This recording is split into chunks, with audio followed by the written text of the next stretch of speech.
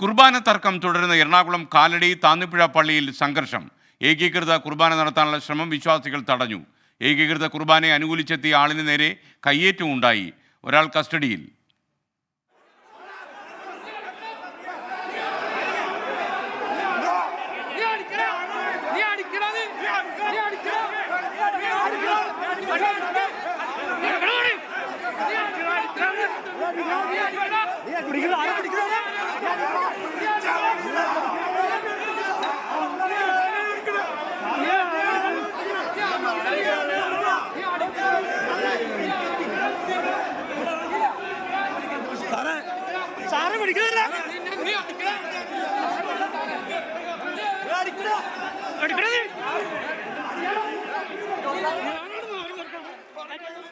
ഈ കയ്യാങ്കളി കർത്താവിൻ്റെ പേരിലാണ് ഇവരൊക്കെ നടത്തുന്നത് എന്നതാണ് ഏറ്റവും വലിയ സങ്കടകരമായ കാര്യം.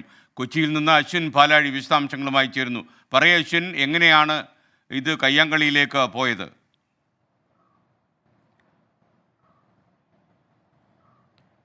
SK ഇന്ന് രാവിലത്തെ ആദ്യ കുർബാന അർപ്പിക്കാൻ എത്തിയപ്പോഴായിരുന്നു ഈ സംഭവം ഉണ്ടാകുന്നത്. പള്ളി വികാരി രാവിലെ സിനഡ് അംഗീകരിച്ച് ഏകീകൃത കുർബാനയാണ് അർപ്പിക്കാൻ ആദ്യം ശ്രമിച്ചത്. ഇതോടുകൂടി വിശ്വാസികളിൽ ഭൂരിഭാഗം പേരും ഇതിനെ എതിർത്തു. ആ ഏകീകൃത കുർബാന പള്ളിയിൽ അനുവദിക്കില്ല എന്നുള്ളൊരു നിലപാട് ഇന്നലെ തന്നെ അൽമായ മുന്നേറ്റം നടത്തിയിരുന്നു. അതിന്റെ ഭാഗമായാണ് ഇന്ന് വലിയ എതിർപ്പ് പള്ളിയിൽ ഉണ്ടായത്. ഇതിനിടെയാണ് ഏകീകൃത കുർബാനയെ അംഗീകരിക്കുന്ന ഒരാൾ വിശ്വാസികൾക്കിടയിൽ നിന്നും അൾത്താരയിലേക്ക് കയറി വന്ന് വികാരിക്കൊപ്പം നിന്നത്.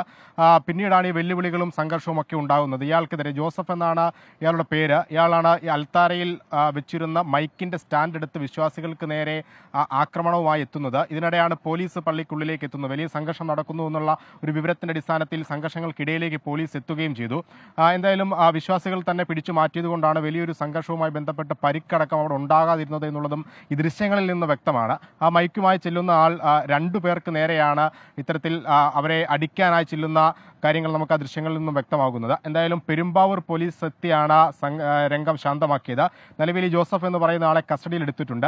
അൾത്താരയിൽ കയറി അടക്കം ഇത്തരത്തിൽ സംഘർഷം ഉണ്ടാക്കുന്നത് ഗുരുതരമായി തന്നെ പോലീസ് കാണുകയാണ്. എന്തായാലും വരും ദിവസങ്ങളിലും ഇങ്ങനെയുള്ള പ്രശ്നങ്ങൾ തുടരുമെന്നുള്ളതാണ് ലഭിക്കുന്ന സൂചന. കാരണം പല പള്ളികളിലും ഇപ്പോഴും ജനാഭിമുഖ കുർബാനയാണ് നടക്കുന്നത്. അത് ഏകീകൃതമാക്കാനുള്ള നിർദ്ദേശം കിട്ടിയിട്ടുണ്ട്. അങ്ങനെ ഏകീകൃതമാക്കുന്നതിലേക്ക് പോയാൽ വലിയ തോതിലുള്ള സംഘർഷത്തിലേക്ക് പല പള്ളികളും നീങ്ങുമെന്നുള്ളതാണ് ഏറ്റവും പ്രധാനപ്പെട്ട കാര്യം.